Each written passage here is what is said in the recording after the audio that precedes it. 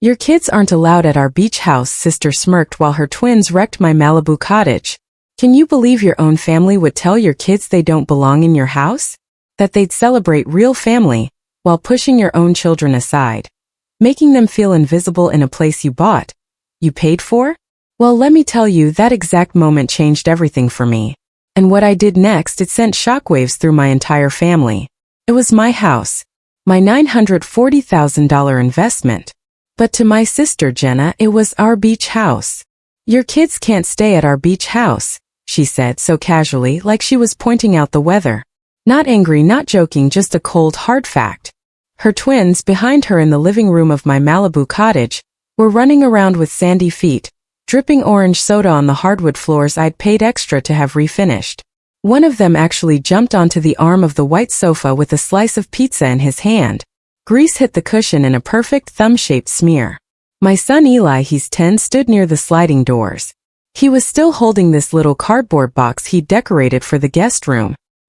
He'd drawn waves on it, wrote Eli's beach stuff in his crooked letters. He'd planned where his books would go, which shelf his telescope would sit on. He'd been talking about our beach house weekends for weeks.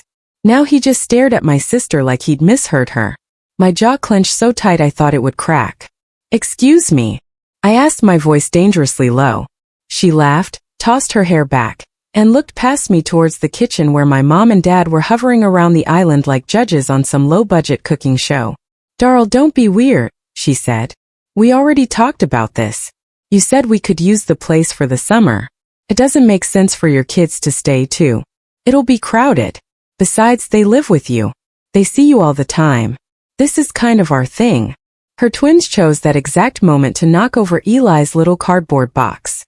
It hit the floor, spilling out his model sailboat and the seashells he'd collected last time we were here. One twin stepped right on the boat. Snap. "Oops," he said, then laughed. Jenna just glanced back at the mess, didn't move. "Boys, watch where you're going," she said without an ounce of conviction. "Anyway, the guest room is for the twins. It's more practical." Eli's face didn't crumple. It just emptied, like someone turned the light off behind his eyes. I felt my hands start to shake. I'm a surgeon, 41 years old. I've held someone's heart in my hands without trembling. But watching my son stare at his crushed little boat in a house I'd saved 6 years to buy, that did it. I swallowed hard and didn't say what I wanted to say. Instead, I turned, grabbed a dish towel, and wiped the grease smear off the sofa as if that was the most important problem in the room. My dad looked up from his beer. "Relax, son," he said. "Kids are kids. It's just stuff." No one noticed Eli quietly kneeling down, picking up the broken pieces of his boat. But I did. I'm Daryl. I live in a 3-bedroom townhouse in Culver City with Eli and my 6-year-old daughter Zoe. This Malibu cottage? It was supposed to be our escape. I bought it 3 years ago, right after my divorce finalized. It's not some mansion on the water. It's a 2-bedroom cottage 3 blocks from the beach, faded blue shutters, a tiny front porch that always smells like salt and sunscreen. $940,000 in every bit of my savings, plus a mortgage that still makes my stomach tighten. But it was mine. Scratch that. It was ours. Me and my kids. My fresh start. My family, though? They never saw it that way. To them, I'm the successful one. The Dr. Moneybags, as my younger brother likes to joke. The one who escaped our small inland town and now owes the family because I made it. I pay my parents' property taxes every year, $5,200 like clockwork. I helped my brother, Aaron, with a down payment on his condo when his restaurant went under $30,000 interest-free. When Jenna and her husband Mark wanted their twins in a private preschool near the coast to make connections, guess who paid half the tuition their first year? I didn't brag about any of that. I just did it because that's what you do for family, right? But somewhere along the line, they stopped seeing it as help and started seeing it as entitlement. My wallet became a family resource, not a favor. And my kids, they were just extra accessories. Convenient when it made for cute holiday photos, completely invisible when they got in the way. When I bought the Malibu cottage, my parents looked at the listing photos and said, "Oh, we have a beach house now. Not you. Not you and the kids." At the time I laughed it off. I offered the place to them for a week. That first summer I even covered the cleaning fee.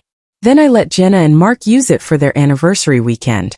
That turned into, can we use it for spring break? Which turned into, we already told the boys the beach house is our special place. Meanwhile, every time I actually brought Eli and Zoe down, there was some reason my family couldn't make it. Traffic, soccer, church, a fundraiser. But if they wanted to use it without us, they always found time. I kept telling myself I was overreacting, that I was tired, that I was reading into things that weren't there. I work long hours, trauma surgeries, appendectomies, emergency call-ins at 2 a.m.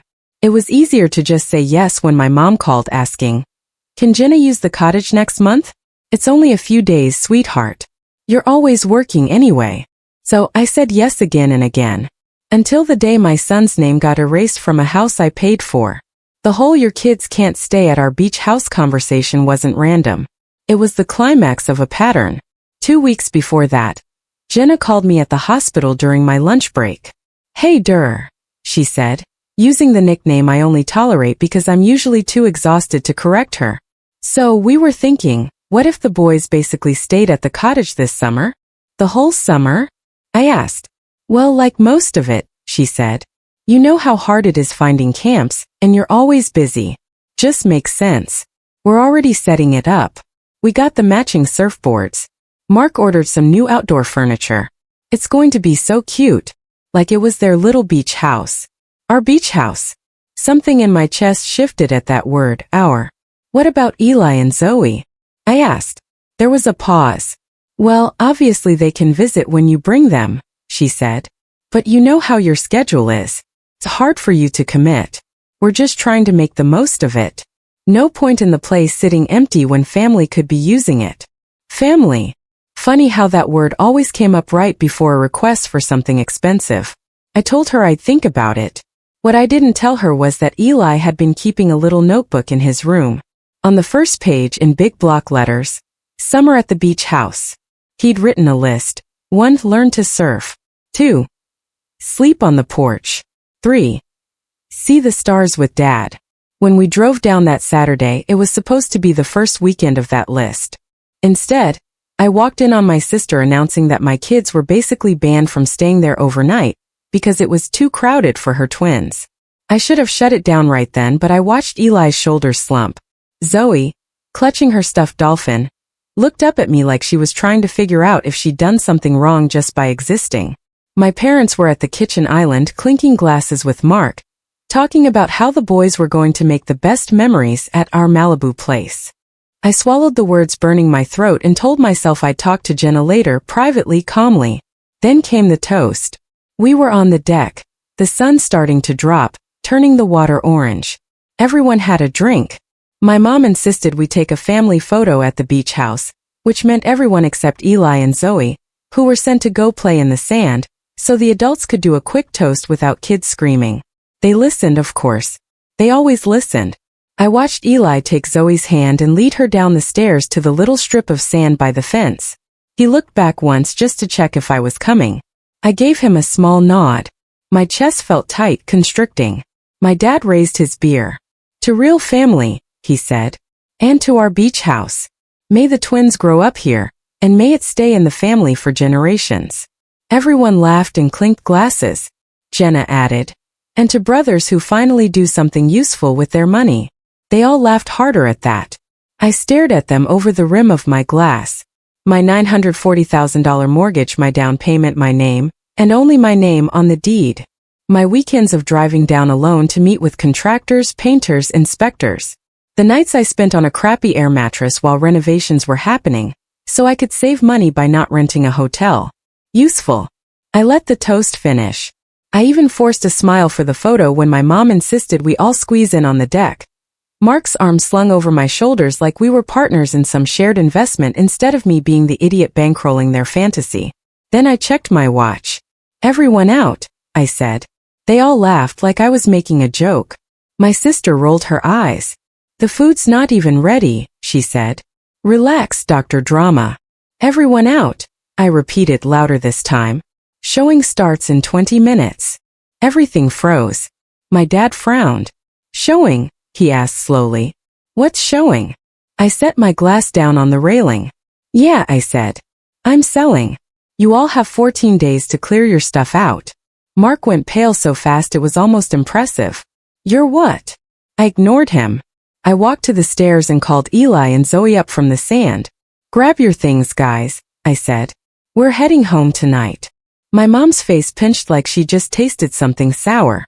You're overreacting, she said. This is our family's house. No, I said, turning to look her right in the eye. This is my house, my kids' house, and I'm not paying for a place where they're told they don't belong. They didn't see the part that came before that announcement. They didn't see me in the tiny back bedroom earlier that day, leaning against the dresser while Eli carefully placed his little sailboat on the nightstand next to the bed. They didn't see the way he smiled shy and proud when he said, "Do you think Grandma will want to come stargaze with us tonight?" She might, I'd said, knowing she wouldn't. They didn't see him later alone in that same room, picking up the splintered pieces of that boat after the twins smashed it, whispering, "I can maybe glue it," like he was the one who had messed up. They didn't see Zoe asking Jenna in that tiny, polite voice she has, "Can I sleep in the bunk bed too?" And Jenna saying, "No, sweetie. Those beds are for the boys. You're only here for the day. This house has rules." Rules. Apparently, one of them was that my children were guests in a house I paid for, while her kids were residents. What they definitely didn't see was me in the bathroom, hands braced on the sink, phone propped against the mirror as I pulled up my email and scrolled to the contact labeled, Realtor Malibu. Leah. I didn't think. I just hit call. Daryl, she answered. Everything okay? Do you still think we could get around 1.2 for the cottage? I asked. If I listed it this month? There was a pause. I think we can get close, she said. The market's weird, but your place is in good shape. Are you ready to list? I looked at my reflection, tired eyes, beach towel around my neck, the faint sound of my family's laughter from the deck. Yeah, I said. I'm ready. She emailed me the paperwork within 10 minutes. Electronic signatures, listing agreement, photographer scheduled for the following week.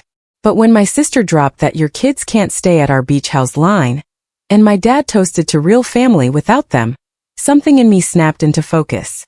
Called Leah back. Can you do a last-minute showing? I asked. Today? In about an hour. That's tight, she said. But I have a couple in town looking exactly in that area. I can make some calls. 20 minutes later she texted. I'll be there in 40. Cash buyers. Be ready. So I was back on the deck. Things got loud fast. You can't just sell it. Mark said, his voice shaking. We already paid for summer surf camp. The boys are counting on this place. Then you should have bought a place, I said evenly. Because this one is mine. My dad stepped forward, his face red. You're not thinking this through, he said. Family comes first. We're all using it. You can't just take it away because you're sulking about some comment. This isn't about a comment, I said. It's about the fact that my son was told he can't stay in a house I bought because your favorite grandkids need their special place. It's about the fact that you toast to real family, while mine is literally standing on the sand like extras in the background. My mom crossed her arms. You're being dramatic. Eli didn't even look upset. He looked like someone pulled the ground out from under him. I said. You just didn't bother to look. Jenna scoffed. So you're going to punish us because your kid is sensitive? I turned to her. No, I said. I'm going to stop funding a lifestyle where my kids are treated like they're optional. Mark tried again. We've already told everyone about the family beach house, he said. My parents. Our friends. I listed the address on my business website. That's a you problem, I said. You had 14 years to become a surgeon if you wanted your own beach house, Mark. You chose something else. He flinched. My mom switched tactics. What about us? She asked. We've been coming here too. Your father loves it. You know, we can't afford a place like this. I met her eyes. You should have thought about that, I said quietly, before you let your grandchildren erase mine. Silence. Then Leah's car pulled into the driveway. The buyers were a young couple in their 30s with a toddler and a baby. They stepped onto the porch with wide eyes, clearly not expecting a full audience of angry relatives. Hi, the woman said, uncertain. We're here for the showing? I smiled. Yep, I said. Come on in. Ignore the crowd. They're just realizing actions have consequences. My dad hissed my name under his breath. I walked the couple through the house, pointing out the new appliances, the refinished floors, the small backyard where we'd set up a fire pit last year. Eli and Zoe trailed behind us quietly, Zoe still clutching her stuffed dolphin, Eli clutching the broken pieces of his sailboat. The woman noticed him fiddling with the mast. "Nice boat," she said gently. "Did you make that?" He hesitated, then nodded. "It broke," he whispered. Her husband smiled at him. "Well, we'll be fixing lots of things if we move in," he said. "Old houses, right?" Eli looked up at me. "Will they have kids?" he asked softly when they stepped into the next room. "Yeah, buddy," I said. "They already do." "Will their kids get to stay here?" he asked. I swallowed. "Yeah," I said. "They will." He nodded slowly, like he was processing something bigger than I could name. The showing took 20 minutes. Leah pulled me aside on the porch afterward. "They're interested," she said. "Like very interested. They're pre-approved and talking cash. If we move fast, you could be in escrow in a week." I glanced back through the window. My family was clustered in the kitchen, watching us like we were performing surgery on their bank account. "Do it," I said. "Listed at 1.15. If they offer close, we're good." Leah grinned. "I'll call you tonight." I went back inside. 14 days, I said to the room. "I mean it. I want every piece of your stuff out by then. Surfboards, clothes, that ugly metal wall art you hung without asking. All of it." "You can't do this," Jenna said, her eyes shining. "The boys love it here. We finally have somewhere nice. You're just ripping it away because your ego's hurt." I shook my head. "My ego is fine," I said. "My son's heart isn't, and I'm not keeping a house that reminds him he's second class in his own family." My dad's voice dropped. "You're going to regret this." I picked up Eli's cardboard box and handed it back to him. "No," I said. "I've regretted letting it go on this long." Then I took my kids, walked out the front door, and didn't look back. The fallout started before we even hit the freeway. My phone buzzed nonstop in the cup holder. "Mom, you can't sell without talking to us first." Jenna, "The boys are crying. Are you happy?" Mark, "We've already booked guests through August. What am I supposed to tell them?" Dad, "Answer your mother." I turned the phone face down and kept driving. Zoe fell asleep, her head leaning against the car seat. Eli stared out the window, fingers tapping the broken pieces of his boat. "Are we in trouble?" he asked suddenly. "No, buddy," I said. "We're not in trouble." "Is Grandma mad at us?" Zoe asked from the back, half awake. "She's mad at me," I said. "Not at you. And even if she is, that's not your job to worry about." Eli was quiet for a long time. "Is it still our beach house?" he asked. I took a breath. "Not for long," I said. "But we're going to find something that's just for us, okay? Somewhere no one can tell you you don't belong." He nodded slowly and went back to the window. That night, after they were in bed, I logged into my banking app and moved some funds. First, I canceled the automatic transfer that went to my parents' property tax account every March. Then I removed myself as the emergency contact on Jenna and Mark's kids' school payment portal. I'd only been on there because it's easier for you to handle the card stuff. You're good with money. Then I opened a new savings account, labeled Kids Place. First deposit. The amount I used to send my parents every month for emergencies. They'd have to find their own emergency fund now. The next day, my parents showed up at my townhouse without calling. Eli was at soccer practice. Zoe was on the floor in the living room, drawing a wave with the little house in the middle of it. The house looked suspiciously like the Malibu cottage. I opened the door before they could knock again. My mom didn't bother with hello. "You're selling our beach house?" she demanded. "I'm selling my house," I corrected. "Yes." My dad looked at the living room over my shoulder like he was already judging it. "Too small, too cluttered, too real. Do you have any idea what you're doing?" he asked. "You're throwing away an investment." "No," I said. "I'm cashing out of a bad one." My mom's eyes narrowed. "All because Jenna said the kids couldn't stay one weekend?" "One weekend," I repeated. "She's been calling it her kids' house for a year, and you've let her.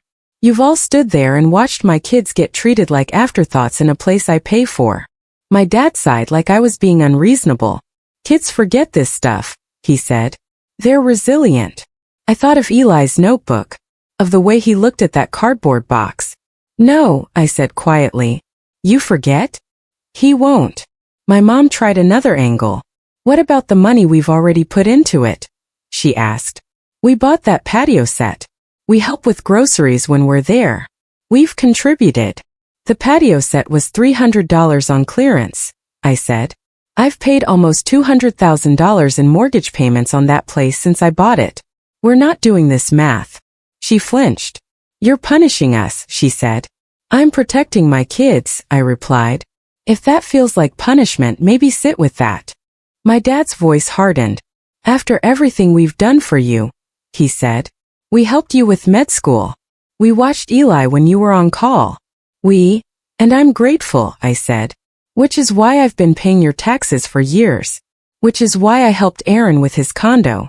Which is why I let Jenna and Mark treat my beach house like their vacation club. I took a breath. But I'm done being the family ATM. I'm done paying for spaces where my kids are treated like they don't exist. He glared at me. So that's it? He asked. We're cut off financially? I said. Yeah, you'll have to figure out life without my credit card for once. My mom's eyes filled, but the words coming out of her mouth didn't match tears. You're letting money come between us, she said. No, I said. You are. I'm just finally stepping out from under it. I opened the door wider politely this time. You should go, I said. I have to take Zoe to a birthday party. My dad stared at me like he was memorizing this version of me. The one who told him no. This isn't over, he said. For me it is, I replied. The offer on the cottage came 2 days later.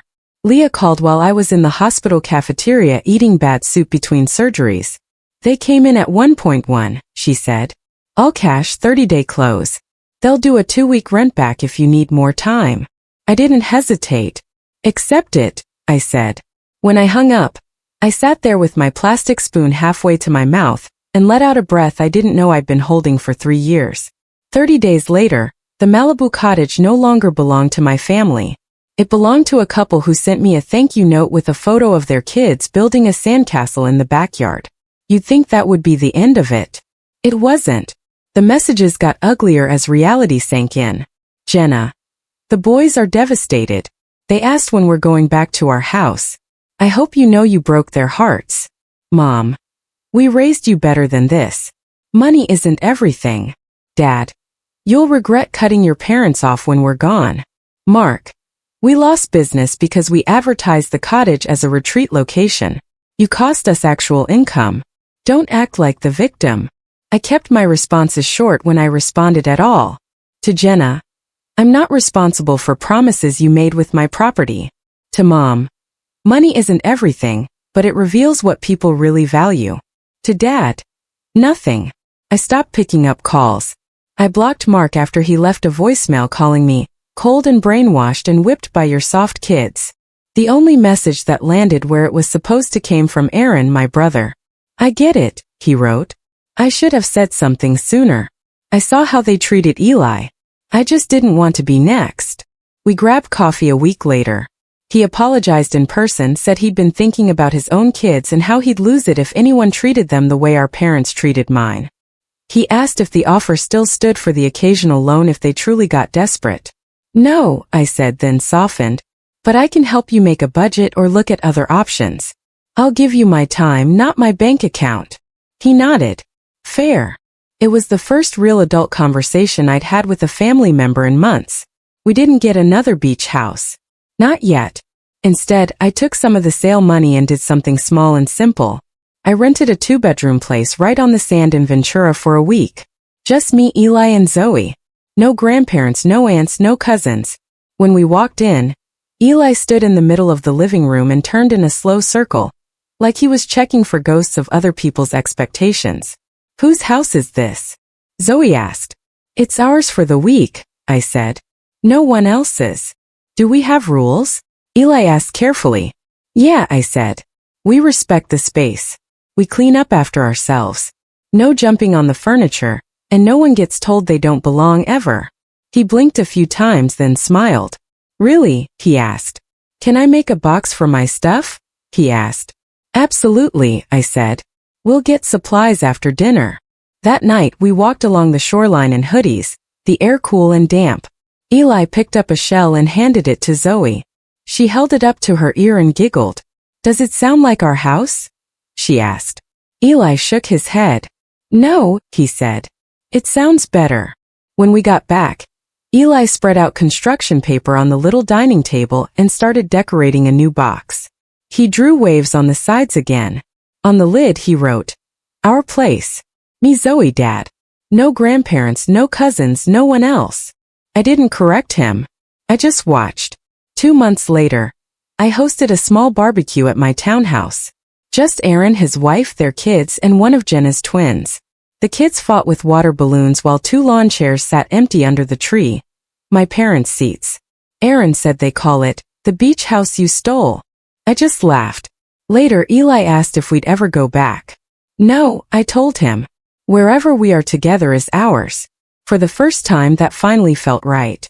So, I gotta ask you, what would you have done in my place? Have you ever had to draw a line with family like this, even when it felt like everything was on the line? I really want to hear your thoughts on this.